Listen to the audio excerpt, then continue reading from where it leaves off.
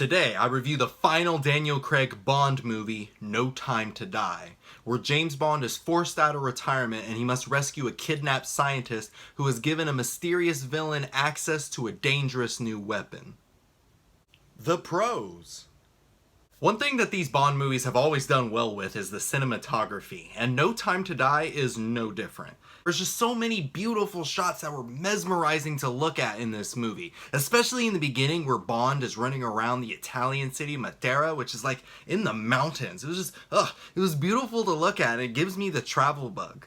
And to go along with these awesome shots are really cool action sequences. It's a Bond movie, so I knew I was in for crazy gunfights, explosive car chases, and brutal hand-to-hand combat, which has kept me plenty entertained for this movie's 2.5-hour runtime.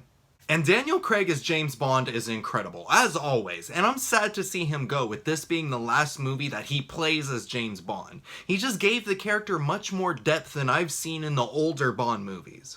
Craig's version of Bond is more emotional. He's prone to mistakes or outbursts. He's not this unstoppable superhero, which does add more tension to the movie, but it also makes him easier for me to connect with, and that's because of the phenomenal performance by Daniel Craig. He's officially my favorite actor that plays as James Bond. I'm sorry, Sean Connery, but Daniel Craig has it now. This movie also introduced a couple of characters that I personally enjoyed. The first one being an agent named Paloma, who's a nervous wreck of a secret agent, but she kicks a lot of booty. Like, her fight scenes caught me by surprise because honestly, I thought she was just there to have sex with James Bond. You know how these movies are. But she doesn't. She beats people up in a dress and heels, and it was refreshingly cool. And then you have Nomi, or the new 007, who's played by Lashana Lynch, and she was a straight up boss. If someone got in a gunfight with her, they did not last long. She was taking people out. And I know people are already trying to cast someone new as James Bond, but I'm kind of wanting Lashana Lynch to come back and just be the new 007. Like, give her the franchise to run with, because she was really cool. The cons. First off, this movie was too long for me, and it felt like it didn't utilize the long runtime appropriately, which was the issue I had with the previous Bond movies.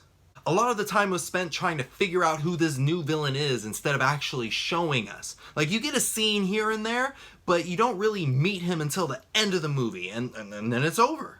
I like a good mystery and all, but it took so much time of the movie that it brought everything to a grinding halt. And yeah, there were some action scenes sprinkled in there, so I wasn't bored, but I just wanted the plot to move along. And the villain of this movie, he wasn't anything special. He was just another cut and paste spy villain with a doomsday weapon and weak motivation. Because his deal is he wants revenge on these people for the murder of his family.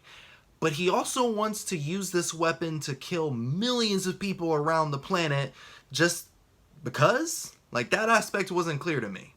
He also had this weird thing going on with Bond's girlfriend because, like, reasons, I guess. I guess he just wanted to be a bad guy. If he was in more of the movie, maybe he would have been developed more, and then I wouldn't be confused about what his deal is. But as he is right now, he's just a generic bad guy. The long runtime should have also been used to develop some of the newer characters, like Nomi. You'd think from the trailers that she'd have a bigger role in this movie, like she's the rival of James Bond, or maybe she has her own side plot that shows off more of her skills. But nope, she's just a super helpful sidekick, and that was really disappointing. Overall thoughts.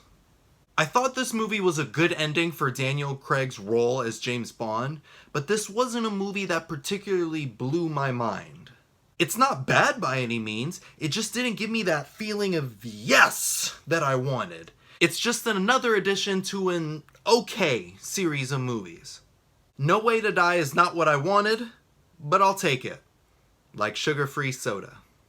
Thanks for watching! Click right here to watch more reviews. And to see new reviews, click right here to subscribe to my channel so you don't miss anything.